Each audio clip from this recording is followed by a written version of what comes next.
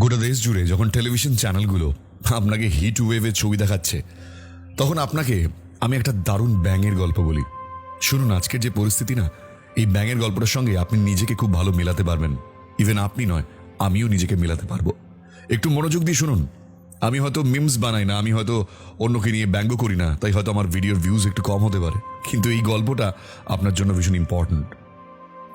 একটা ব্যাঙকে একটা পাত্রের মধ্যে রাখা হয়েছিল এবং তার মধ্যে কিছু জল দেওয়া হয়েছিল, এবং তারপর সেই ব্যাঙটিকে ওই পাত্রটার মধ্যে রাখার পর বুনসেন বার্নার দিয়ে নিচ থেকে উত্তাপ দেওয়া হয়েছিল। তো হালকা হালকা যখন জলটা গরম হচ্ছিল, ব্যাঙটার বেশ মজা লাগছিল। এবার যখন জলটা আরেকটু গরম হয়েছিল, ব্যাঙটা একেবারে চোখ বন্ধ হয়ে এসেছিল আরামে।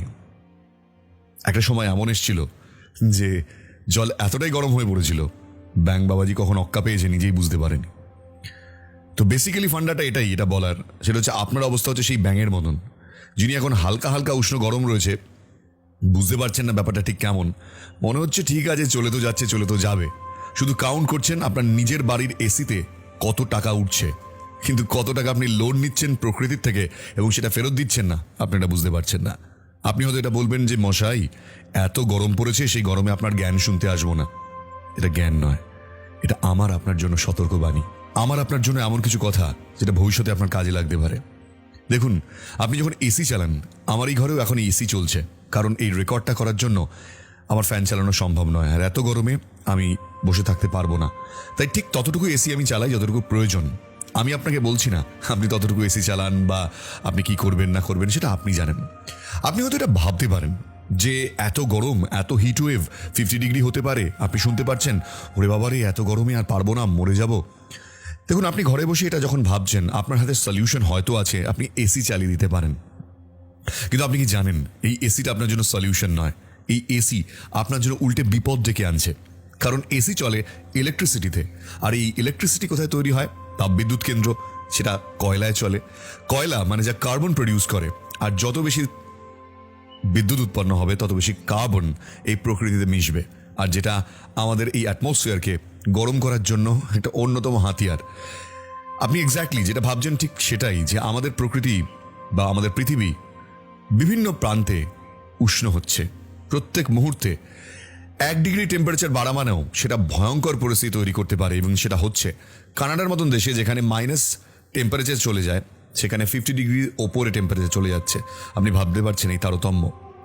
দেখুন, আজকে যখন এসব নিয়ে কথা বলছি, তখন সবচেয়ে বেশি সাফারার কারা জানেন? সেই সকল মানুষজন যারা রাস্তায় বেরিয়ে কাজ করছেন, সকাল থেকে সন্ধে অবধি যারা রাস্তায় বেরোন নিজের পেটের টানে, পেটের তাগিদে। তারা মনে হয় সবচেয়ে বেশি ফিল করছেন যে এই হিটওয়েভ জিনিসটা কি।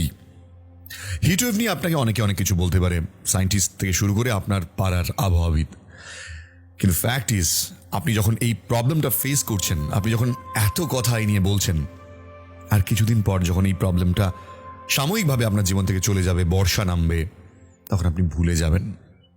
আপনি আবারও সামনের বছর যখন এই প্রবলেমটা আসবে, তখন এটা নিয়ে কথা বলবেন।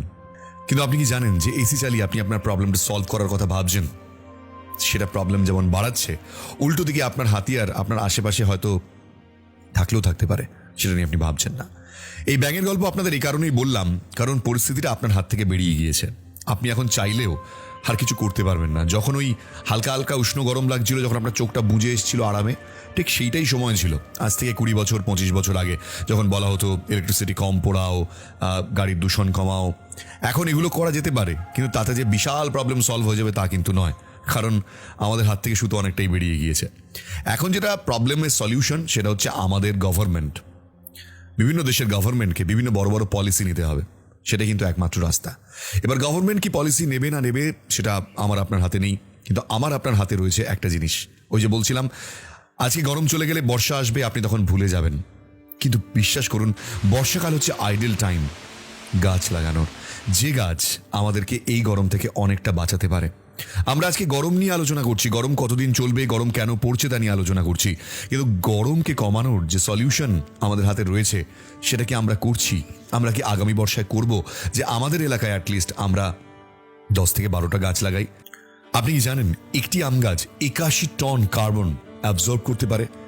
81 টনের হিসেব যদি আপনাদের আমি দিই, 5টি এসিকে যদি 1000 ঘন্টা ধরে চালানো হয়, যে কার্বন প্রডিউস করে, সেটা একটা আম গাছ অ্যাবজর্ব করতে পারে। তাহলে বুঝতে পারছেন যে একটা গাছের কত ক্ষমতা।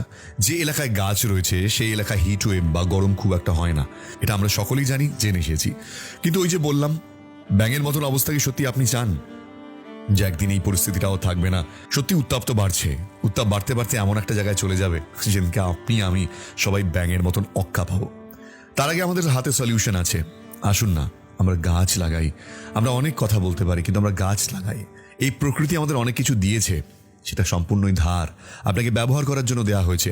বিনিময়ে প্রকৃতিকেও আপনি কিছু ফিরিয়ে দেবেন, এটাই ছিল প্রতিশ্রুতি প্রকৃতির সঙ্গে। প্রকৃতির অন্যান্য যে কোনো সৃষ্টি তারা কিন্তু এই নিয়মেই চলে, প্রকৃতির থেকে 2% নিলে আরো 10% ফিরিয়ে দেয়। কিন্তু আমি আপনি কি ফিরিয়ে দিচ্ছি? উল্টে আমি আপনি আরো বেশি লুটে নিচ্ছি। আমাদের এই লোভ, আমাদের এই মানসিকতাই আমাদের একদিন ওই ব্যাঙের মতন পরিস্থিতি তৈরি করবে। তাই সেই জায়গায় পৌঁছানোর আগে, আমাদের সরকার কি ভাবছে সেটা বোঝার আগে, আমরা নিজেরা অ্যাটলিস্ট চেষ্টা করি। এসি যতটা পারবেন কম ব্যবহার করুন, যতটুকু আপনার প্রয়োজন। সারাদিন চালিয়ে রেখে আপনার ইলেকট্রিকের বিল দেওয়ার মতন ক্ষমতা থাকলেই আপনি এসি চালাতে পারেন না, তাতে আপনার ক্ষতি, আমার ক্ষতি, এই গোটা প্রকৃতির ক্ষতি। তো আসুন না একটু ভাবি সবার কথা। জানি না এই ভিডিওটা আপনার কেমন লাগবে, কতটা জ্ঞানের মনে হবে। ওই যে বললাম, আমি তো ওই ধরনের ভিডিও বানাই না যে ধরনের ভিডিওতে লাখ লাখ ভিউজ হয়, কারণ তারা মানুষকে নিয়ে ব্যঙ্গ করেন, তারা এমন এমন অনেক কথা বলেন যেগুলো শুনলে আপনাদের হাসি পায়। হয়তো আমি হাসির কথা বলছি না, একটু সিরিয়াস কথা বলছি। তাহলে একটু সিরিয়াস হই, এই ভিডিওটা আরো 10টা মানুষের কাছে শেয়ার করে দিন, যাতে আরো সিরিয়াস আমরা হতে পারি অ্যাটলিস্ট এই সামারটা এলে। কি গরম লাগছে তো?